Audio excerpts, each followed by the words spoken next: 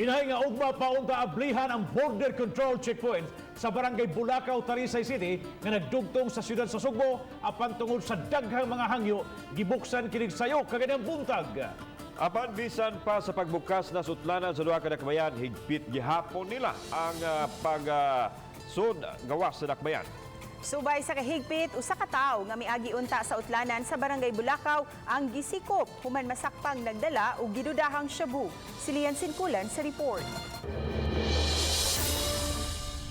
Alas 3 kanihang kadlawon, gibuksan na ang border control sa probinsya sa Sugbo ug dakbayan sa Sugbo. Matud sa hepe sa Talisay City Police nga naobserbahan nila kagahapong adlaw nga daghan gayud ang mga sakyanan nga nanggawas paingon sa Bulacau area. Mao nang nadesisyonan nga ablihan kini alang sa mga tawo nga buot na usab nga manarbaho.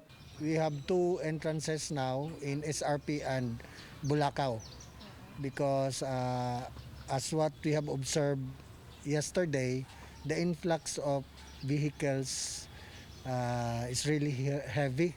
True enough, as expected, it really helped para mo lessen ang traffic congestion. Because people are going back to work. People are going back to work. They're crossing the borders. And we're not only talking about Talisay now. People from Inglanilla all the way to the south is going to work and passing by one border, which is going to be difficult moving forward. I called GovGuan ko na I will open the Bulacau entrance and exit today, then ni okay raman siya.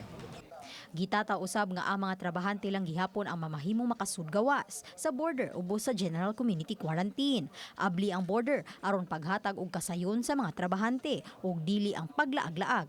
Gidugang usab sa hepe nga higpit gihapon nilang bantayan ang dapit bisan pa man og abli na kini alang sa mga mulabang sa border sama sa pag-check sa ID ug Certificate of Employment sa mga mulabang. Workers under category 1, 2, and 3. No?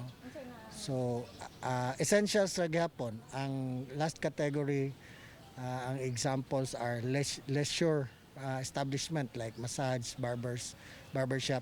They are still not allowed to. Samtang kaganihang buntag, may nadakpan nga usa ka lalaki gumikan sa ilegal nga drogas nga buot untang mulabang sa quarantine control point sa Bulacau. Matud sa kapulisan nga natagak ang mga gagmayng pinakete sa gidudahang shabu dihang gipangayuan ang dinakpan sa iyang ID ug Certificate of Employment.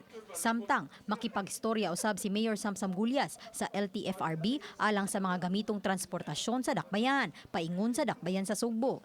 Diin sagad sa public transportation nga gamiton kaniadto, paingon sa dakbayan sa Sugbo ang mga PUJ. Today, we're going to talk to LTFRB na abli naman ng Bulacau if we can find a route na Talisay straight to Cebu na. Na may meeting ang LTFRB with GovGuan tomorrow, hopefully we maklaro na to na para makahatag tag rutas Talisay nun na moadto sa Cebu City. Uban ni Renante Quiñones, Lian Sinkulan, Balitang Bisdak.